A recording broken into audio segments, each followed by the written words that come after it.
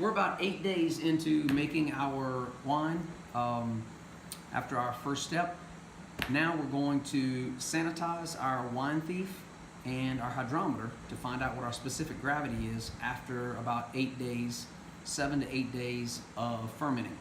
So right back here, this is just a container I have that I put the sanitizer in. I put it in, this is our wine thief, so I'm just showing you how I just kind of rinse it out. I'm not sure if you can see this, but this is the hydrometer. It's got little lines on here to show you exactly what your readings are. And I'm just going to dip it down into the solution. This is the container. We're going to put the wine in here and then put the hydrometer in there.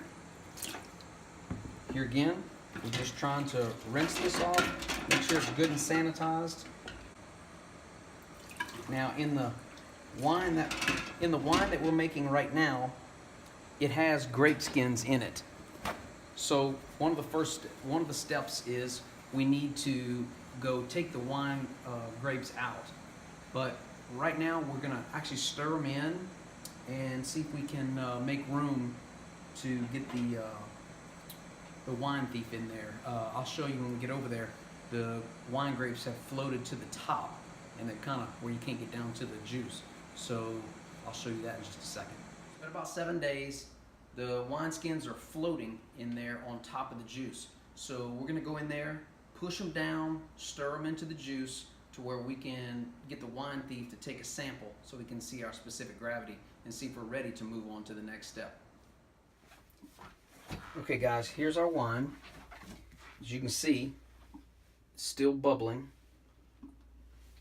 It's still fermenting. And what you're looking at right here is actually the wine skins that have floated up on top of the wine juice. So let me pull this off.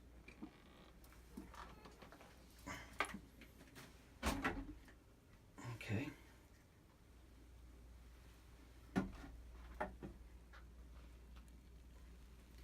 See right here? I'm going to reach in.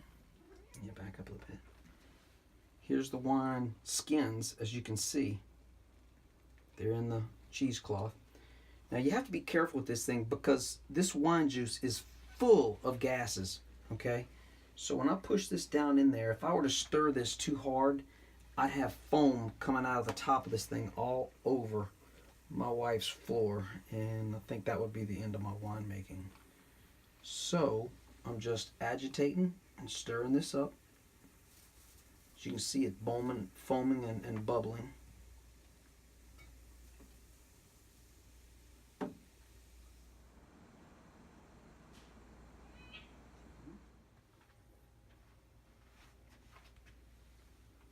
I've got a paper towel under this just so I don't drip it everywhere onto my wife's floor. Now, in doing this, we're looking for a specific gravity of 1.020 or less, okay? The only reason I know that, it's not any kind of trade secret or anything, it's actually written in your instructions. So we're looking for anything lower than 1.020. And the way you read this is see the 1.000, see the 20 down here? Not sure if you can see that. Anything lower than that line, in other words, above that. So as it sits down in that wine, see it dropping way down? We're actually looking at 1.002 to 1.004 right there. And a lot of times I'll just give it a little spin just to keep it away from the sides a little bit. And as you can see, it's kind of settling out at about 1.004. It's like 2 little dashes down. So we're definitely ready to move on to the next step, which is racking it over. Okay, we're going to go ahead and take these skins out. I've got a paper towel here, and we're going to just lift this up. And the important thing is we're going to let this juice drain. As you can see, those skins have swole up a little bit.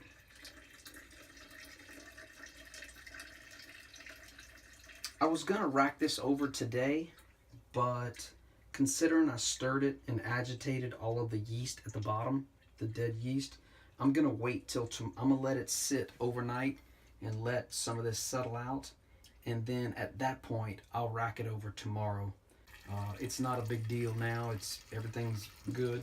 So all I'm doing right now is letting some of this juice drip back in.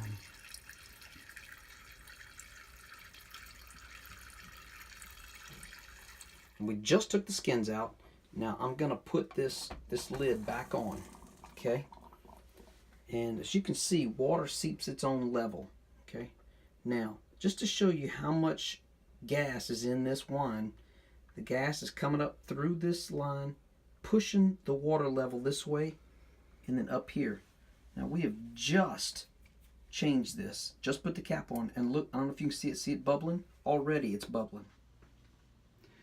Okay, it's the next day. We're ready to go ahead and rack this over for the first time. I'm gonna be playing with the camera a little bit so y'all can see what's going on, because it's a kind of tight space right now. So I'm just gonna show you what I'm doing. Bear with me. All right, so first thing we're gonna do is, have y'all remember, we removed the skins yesterday. So let's go ahead and take this top off. Set it up here out of the way. Now, this is a siphon tube, and the way it works is you put this down into the grape juice, this part of it. Then you just, when you pull this up, this part, it actually creates a siphon. When you push down, pushes the juice through this tube down into this carboy I have underneath here. Now, it's got a little standoff at the bottom to keep you from sucking up all the sediment at the bottom. So you just want to be a little careful with it. You don't want to disturb the wine, because you don't want to suck up all that sediment. That's really what we're trying to keep out of this second carboy. So I'm just going to set this in here right towards the top. Just going to hold it gently. And I'm going to pull this up and create a siphon. As you can see, almost there. It'll start going on its own. There it goes. That's it. I'm going to set this down gently down to the bottom. I mean, you're going to suck up some of that yeast at the bottom. Now we're just going to let it sit. I'm going to show you what's happening here a little bit better. As you can see, it's sucking it out. It's going down in here into this carboy I have right here.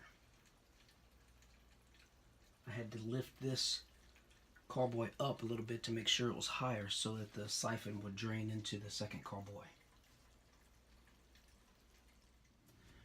Okay, as you can see, we have siphoned out most everything in the carboy. You're going to have some sediment and residue at the bottom. That's okay. Just let that sit. Now this carboy here, as you can see, is almost full. Okay? And now we're going to add something called Pectin Aise. Okay, so this is Pectin Aise. This is what comes in the kit, and it's for to help the wine clear. I've got a little cup of water here. Just going to add that in there. Really just to dissolve it. It says you can put it straight in, but I generally dissolve it in some water just to make sure it dilutes in there real well. Okay, let's go add the Pectin Aise. See if y'all can get a shot of this. We're just going to pour it down in here.